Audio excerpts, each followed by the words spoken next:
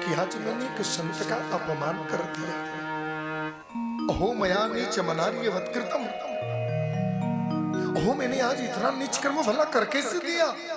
निरागसी ब्राह्मणी गूढ़ तेजसी, जिस ब्राह्मणों के चरणों को धुल करके जीवन पर्यंत में चरण का अमृत लेता रहा, जिन चरणों की धूल को अपने दुपट्टे पर लेकर अपने माथे पर लगाते रहा, आज उसी ब्राह्मण के गले में मरा हुआ सर्प डाल दिया। ये मैंने अच्छा नहीं किया, इसके लिए मुझे प्रायश्चित करना चाहिए। जब तक कि राजा परीक्षित सोचते गौमुख नाम का शिष्य आ गया। महाराज की जय हो। आइए ब्राह्मण देवता, कैसे आना हुआ बताइए, मैं आपकी क्या सेवा कर सकता हूँ। महाराज मुझे सेवा की कोई जरूरत नहीं है, मैं तो बस आपको एक सूचना देने आया हूँ। आपने जो महर्षि शमीक के गले में मरा सर्प डाला था ना, उनके पुत्र श्रृंगी ने आपको 7 दिन में मरने का श्राप दे दिया है। हमें खेद है महाराज, लेकिन आपको आज के 7वें दिन तक्षक सर्प डसेगा और मरेंगे, इसका कोई विकल्प नहीं है बचने का। हमारी शुभ कामना आपके साथ में है। गुरुदेव ने कहा है अगर हो सके तो अपने मोक्ष का कोई उपाय करो। इतनी बात सुनते राजा परीक्षित की आंखों में झरझर झरझर आंसू आए। राजा परीक्षित बोले कि गौमुख अपने गुरुजी से जाकर के कह देना कि उनके पुत्र ने जो श्राप दिया ना मुझे 7 दिन में मरने का, ये अच्छा नहीं किया। अब श्राप दे तो दिया महाराज, अब किया क्या जा सकता है। बोले श्राप उनको 7 दिन में मरने का नहीं देना चाहिए था, श्राप तो उनको ये दे देना चाहिए था कि जिन हाथों से सिर उठाकर संत के गले में डाला गया, उसी क्षण ये सिर फट जाना चाहिए था और उसी क्षण हमारी मृत्यु हो जानी चाहिए। 7 दिन बाद हम मरेंगे, 7 दिन तक इस जीवन को हम जिएंगे कैसे कि इन हाथों से हमने संत का अपराध किया है। हमें तो एक पल जीना नहीं चाहता हूं मैं, उन्होंने 7 दिन तक मरने का मेरे को ये श्राप नहीं, ये तो मुझे 7 दिन जीने का वरदान दे दिया। समस्या तो ये हो गई कि अब मैं मर भी नहीं सकता हूँ। यदि मरना चाहूं भी तो मर नहीं सकता, क्योंकि यदि मैं आज मर गया तो संत की वाणी वृथा चली जाएगी। इसलिए मुझे हर हालत में 7वें दिन ही मरना होगा, इसलिए मैं तो मर भी नहीं सकता। राजा परीक्षित अपने तुरंत पुत्र जन्मेजय को बुलाया, राजगद्दी उसे क्षण दे दिया। बाबूजी कहा बात है? कुछ नहीं बेटा, समय पूर्ण हो गया, तुम राज्य संभालो। पत्नी कोई बात है क्या? अब टेंशन में ऐसे क्यों, आज ही बेटे को राजगद्दी दे दिया? नहीं नहीं बस कुछ नहीं, मैं थोड़ा किसी काम से जा रहा हूँ। जब तक कि राजा परीक्षित को कुछ कहते पूरे राज्य के अंदर आग सी बात फैल गई। राजा परीक्षित को 7 दिन में मरने का श्राप लग गया। पत्नी बोली मैं भी आपके साथ चलूंगी। राजा परीक्षित बोले देवी तुम रहो, क्योंकि टिकट तो मेरा आया है, इसलिए यात्रा सिर्फ मुझे ही करनी है। घर छोड़ करके राजा परीक्षित वन के लिए प्रस्थान कर गए। वन में जाकर के गंगा जी के तट पर बैठे और बैठते हैं वहां पर लाखों संतों का आगमन हुआ।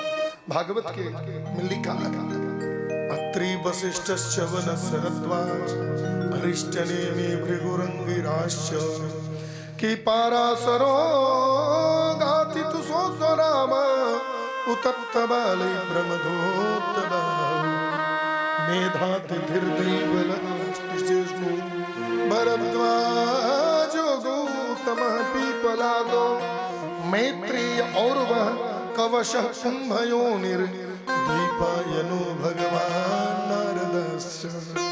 अत्रि वशिष्ठ अरिष्ट कुंभज ऋषि वशिष्ठ मुनि नारद विश्वामित्र कपिल पराशर पृथ्वी के जितने भी संभ्रांत संत थे वे सभी संत लोग आए, आकर के राजा को सहानुभूति प्रकट किया।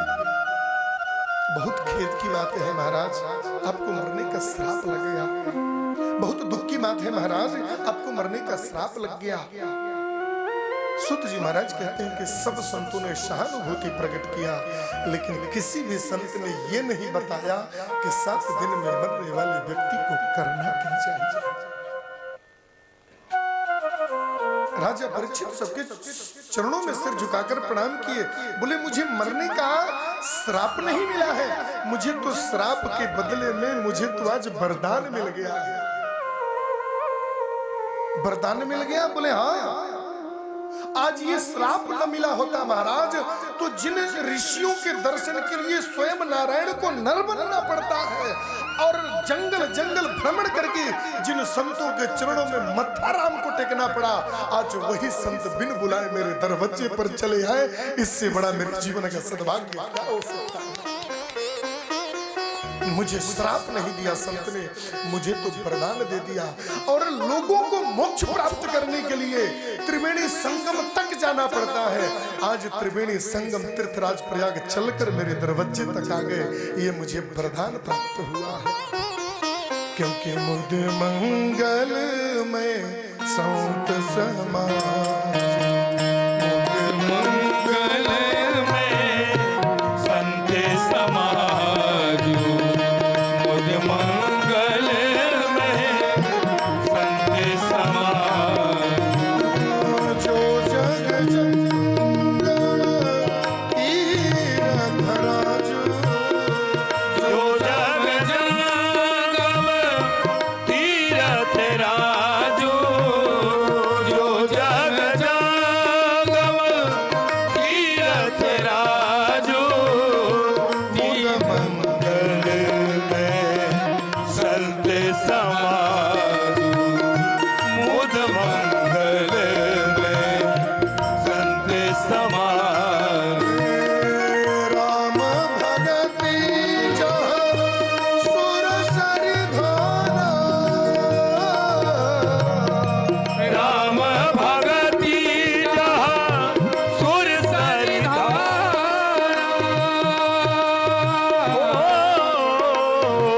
राम भगति जहाँ सुर सरिधाना, सर सही राम विचार प्रसाद, सर सही राम विचार प्रचार, सर सही राम विचार प्रसाद। मुद मंगल में संत समाज, जो जग जंगम तीरथ राज राम भक्ति जग सरसरी धारा। राम और कृष्ण के भक्ति का गुणगान प्रवाह करने वाले इन संतों का आगमन ही यहाँ तीर्थराज प्रयाग का आगमन होगा। आपस में लोग चर्चा कर ही रहे थे उसी क्षण कि तत्राभवद भगवान व्यास पुत्रो यदृक्षया गामटमानो नपेक्षा कि अलक्षलिंगो निजलामतुष्टो वृतस्य बालैरवधूतवेशः।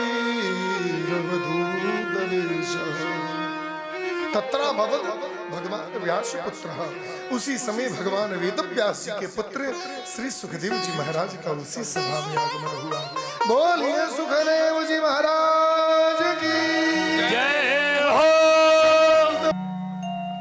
परीक्षित, ये कोई सर्वसाधारण बालक नहीं है, इसकी शरणागति ले लो तुम्हें मोक्ष मिलेगा।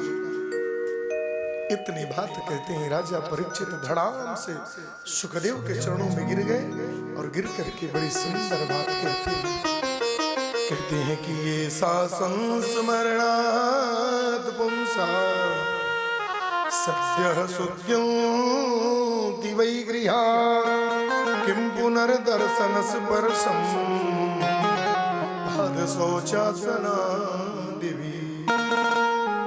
भगवान, आपका आना आज मेरे जीवन के भाग्य उन्नति का साधन बन गया। क्यों?